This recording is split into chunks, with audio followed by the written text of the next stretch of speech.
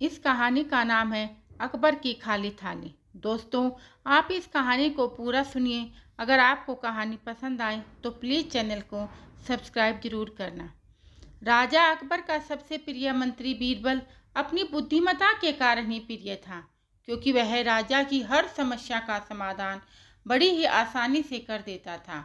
बीरबल के होते हुए राजा अकबर किसी भी समस्या को बड़ा नहीं मानता था और अपनी हर छोटी से बड़ी समस्या बीरबल के सामने रख देता था। बीरबल भी बिना समस्या को बड़ी माने चुटकियों में आसानी से मुस्कुराते हुए हल कर देता था। लेकिन यह बात और मंत्रियों को बिल्कुल पसंद नहीं थी और वह बीरबल को नीचा दिखाने का हर संभव प्रयास करते।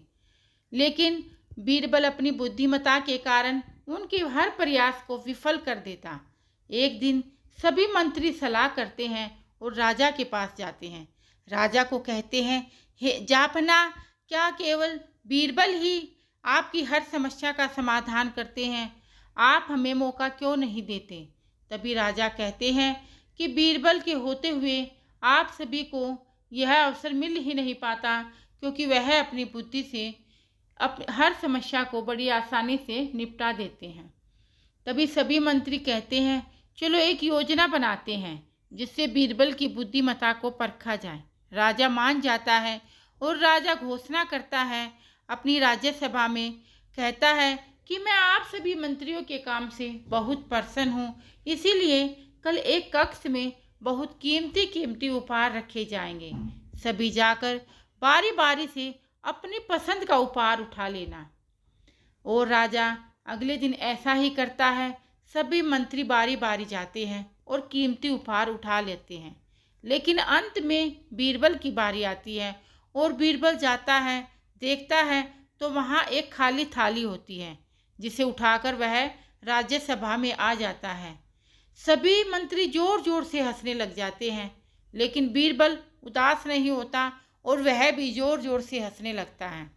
राजा हैरान हो जाता है और कहता है कि और सभी मंत्री जोर जोर से हंस रहे हैं, यह मुझे समझ में आ रहा है, लेकिन बीरबल आप क्यों हंस रहे हो? क्योंकि आपको तो एक खाली थाली ही उपहार में मिली।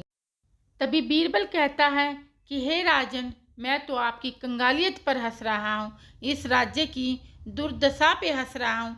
क्या इस राज्य की हालत यह हो गई है कि एक खाली थाली को भी कीमती उपहारों में गिना जाता है?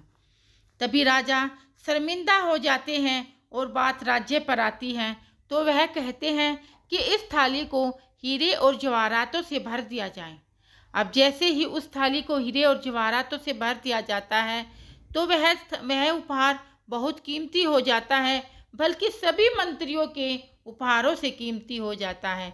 इस पर सभी मंत्री शर्मिंदा हो जाते हैं और अपनी नज़रें नीची कर लेते हैं। बीरबल आज भी अपनी बुद्धिमत्ता के कारण एक खाली थाली को कीमती उपहार में बदल देता है। दोस्तों, अगर आपको यह कहानी पसंद आई हो तो प्लीज़ चैनल को सब्सक्राइब जरूर करना